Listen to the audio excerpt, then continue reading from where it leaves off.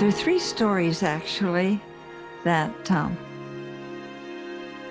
we have to choose from to make sense of our lives now. The first story is business as usual. But there's another story. Look under the rug of the business as usual and see what it's costing us. There's another narrative, and that is that a revolution is taking place, a transition.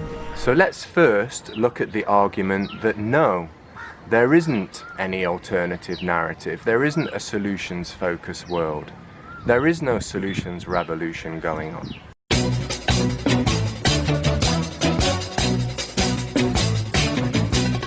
The conflict between Israel and Iran is at a very scary place. So the situation that the world finds itself in right now is that Israel is saying that Iran is a threat. Over the last month, Israeli airstrikes inside Syria have killed around 20 Iranian soldiers. Iranian retaliation in some shape or form was inevitable. How all this might start was predictable enough.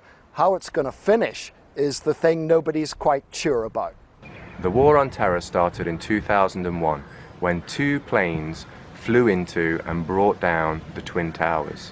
Good Lord. A third tower also fell on that day, World Trade Tower 7. This is uncanny. There's 40,000 tons of structural steel designed to resist this collapse. The fires at the top of the building got so hot that they melted the infrastructure and brought each floor down onto the next one.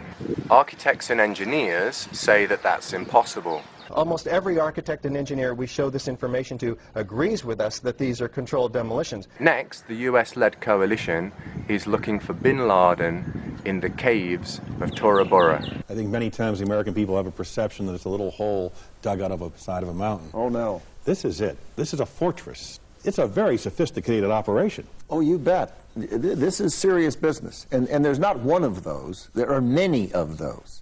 They didn't find any secret lair, but they were able to build a new pipeline through Afghanistan. Next, the US-led coalition invade Iraq. Simply stated, there is no doubt that Saddam Hussein now has weapons of mass destruction.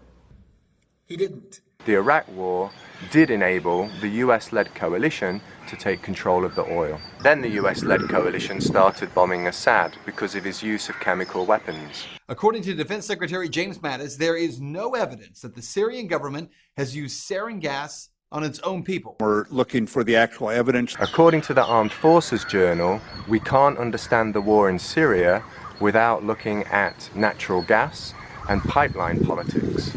Why are oil and gas so important?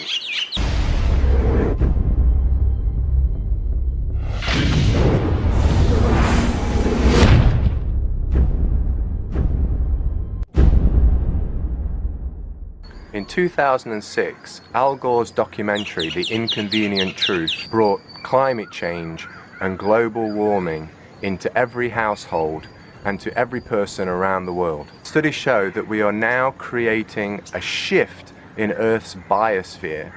We're reaching a point of mass extinction, the 6th mass extinction on planet Earth.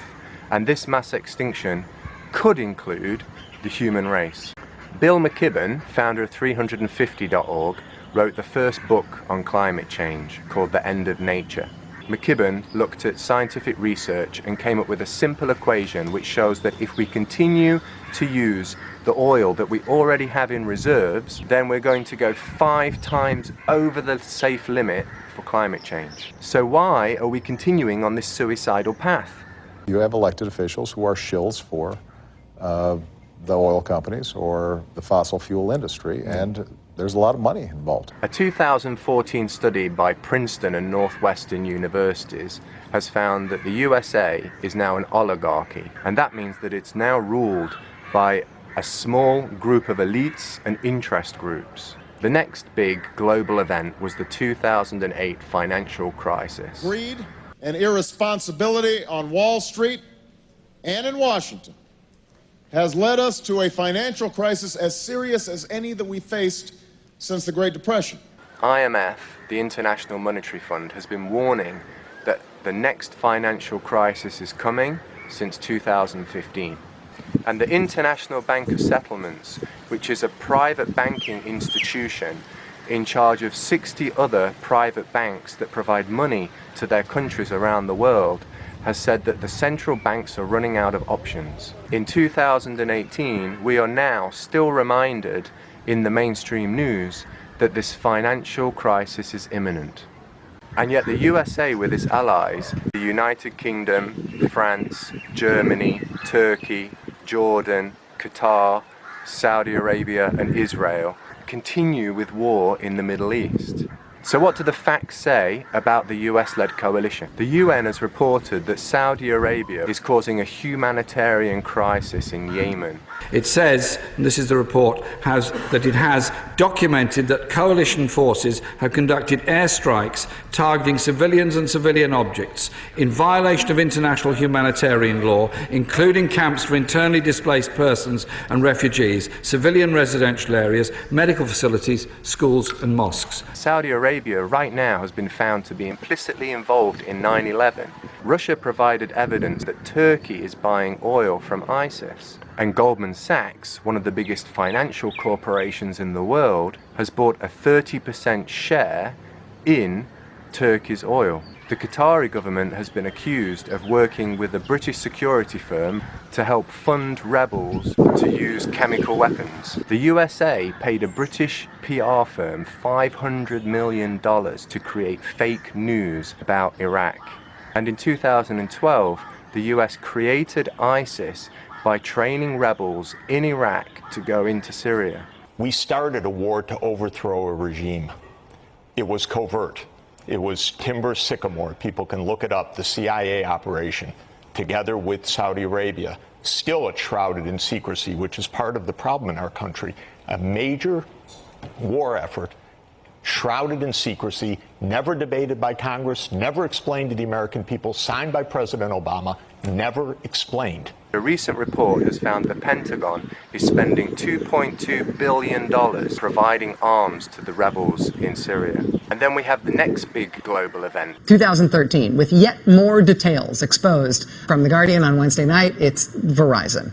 The Wall Street Journal today says it's also AT&T and Sprint and unnamed internet service providers and credit card companies. Then from The Guardian and The Washington Post, we get details of the PRISM program, sweeping up vast amounts of internet everything. Your emails, your videos, your photos, your chats. From most of the big famous internet companies, Google, Yahoo, Microsoft, Facebook, AOL, Skype, YouTube, Apple.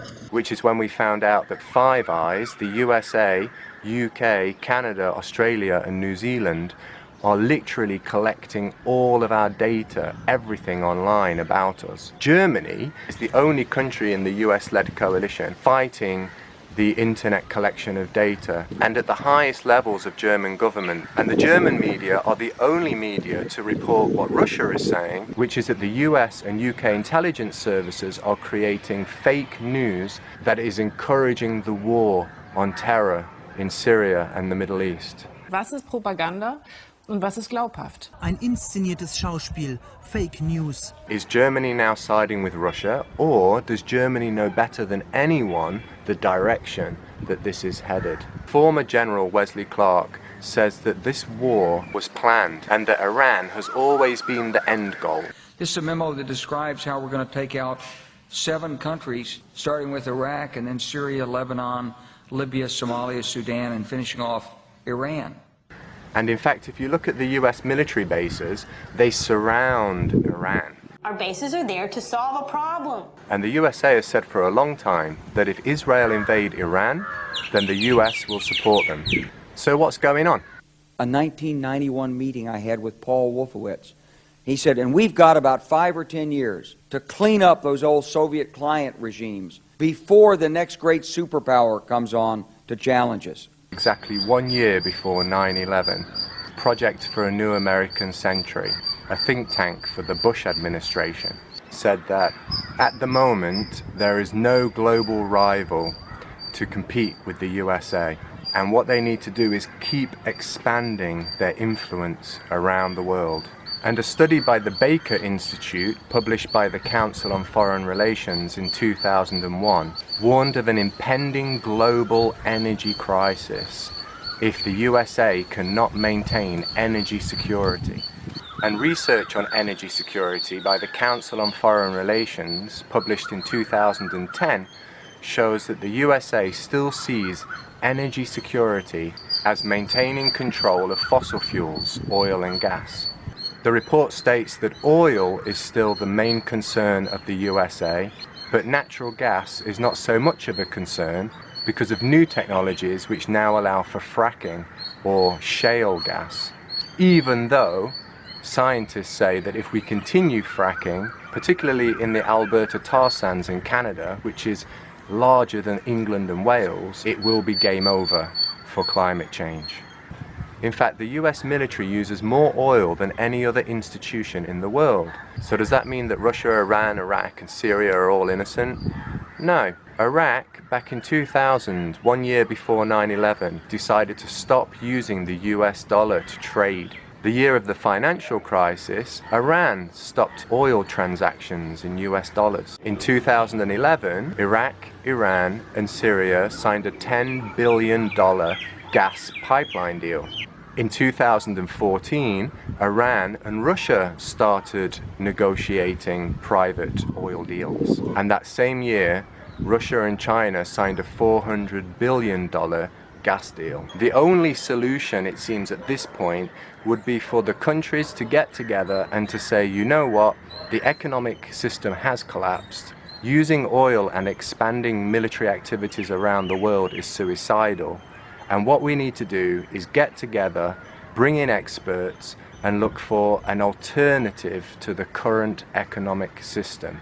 We need to do things differently. But what's happening? The news tells us that this is just the way that it is. Adverts tell us that if you don't really like what's going on around you, then go and buy something and that will cheer you up and make you happy. And the general public are staring into screens like rabbits staring at headlights as the catastrophe comes towards them. And that is the mainstream narrative. The Pentagon now confirms the existence of a secretive UFO program. The Advanced Aviation Threat Identification Program was created in 2007. It seems that the only other way that all of these countries now could not clash would be, as Ronald Reagan said, perhaps we need some outside universal threat, an alien threat from outside this world. There's a lunatic. It's rotating. These newly released videos from the Department of Defense, the Pentagon officially acknowledging its Advanced Aviation Threat Identification Program for the first time. The problem with that is whether it's continued war on planet Earth or in space, neither of those are going to solve the problem of global warming and climate change. As Russell Brand said, if you leave it to them, we're all fucked. That's some true news. So now let's look at what the mainstream narrative is not telling us. Now let's look at the other side of the argument. Let's look at the yes argument. Let's look at the facts that show that there is an alternative. There is a solutions-focused world. And there is a solutions revolution going on right now. Nose is a tool that is abused to fool you and to leave you scared and confused. Truths is like the nose. If the nose was true, I want some truths. Let's have some truths. Israel launched those particular strikes 1 hour after Donald Trump withdrew from the deal with Iran. And this is why Israel thanks President Trump for his courageous leadership